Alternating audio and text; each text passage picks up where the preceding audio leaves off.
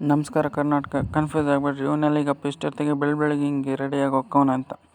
ಒಂದಿನ ರಜೆ ಕೊಟ್ಟು ಕಾಲೇಜಿಗೆ ಬರ್ರಿ ಅಂದ್ರೆ ನಮಗೆ ಹೆಂಗಾಗಬೇಡ. ಸ್ಲಿಪ್ಪರ್ ಹಾಕೊಂಡು ಜಲ್ದಿ ಹೊರಟೆ. ನಮ್ಮ ತಮ್ಮ ಬಾರಲ್ಲೇ ಬೈಕ್ ಆಗ್ಬಿಡ್ತೀನಿ ಅಂದ. ಒಂದು ಸೆಕೆಂಡ್ ನನಗೆ ಕನ್ಫ್ಯೂಸ್ ಆಯಿತು, ನಾನು ದೊಡ್ಡನೋ ಅವ್ನು ದೊಡ್ಡನೋ ಅಂತ.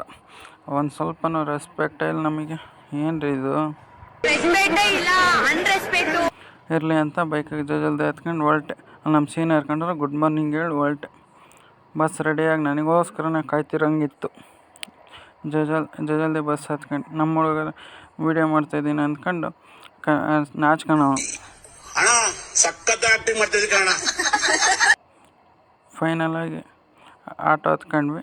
ಹಂಗೆ ಆ ಕಡೆ ಈ ಕಡೆ ವೀಡಿಯೋ ಮಾಡ್ಕೊಂತ ಹೋಗ್ತಿದ್ದೆ. ಹುಡುಗಿಯರೇ ಇದ್ರು ಬರೇ. ಫೈನಲಿ ಕಾಲೇಜ್ ಹತ್ರ ಬಂದು ತಲುಪಿದ್ವಿ. ಮೇನ್ ಗೇಟ್ ನೋಡಿದ ತಕ್ಷಣ ನಮಗೆ ಒಳ ಮನಸ್ಸಿನ ಭಾವನೆ ಹೆಂಗಿರುತ್ತಂದ್ರೆ,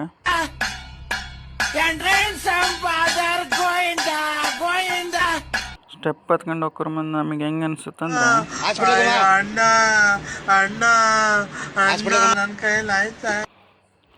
ಗಣಪ ಕಂಡ ಅಂತ ಗಣಪಗೊಂದು ಕೈ ಮುಗಿ ಕ್ಲಾಸಿಗೆ ಹೊರಟ್ವಿ. ಲೀಸರ್ ಕೂಡ ನಾನು ನಮ್ಮ ಹುಡುಗರೆಲ್ಲ ಸೇರಿ ರೀಲ್ಸ್ ಮಾಡ್ಕೊಂತ ನಿಂತ್ಕೊಂಡ್ವಿ. ಅಲ್ಲಿಂದ ನಾವು ಹೊರಟಿದ್ದೆ ಲ್ಯಾಬಿಗೆ.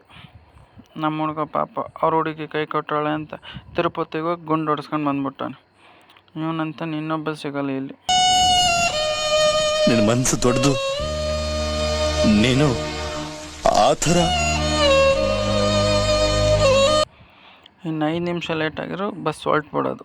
ಬಸ್ ತುಂಬ ಬರೋ ಹುಡುಗಿರು. ಆಧಾರ್ ಕಾರ್ಡ್ ಫ್ರೀ ಅಂತ ಸುಮ್ಮನೆ ಟ್ರಿಪ್ ಹೊಡಿತಾರೆ.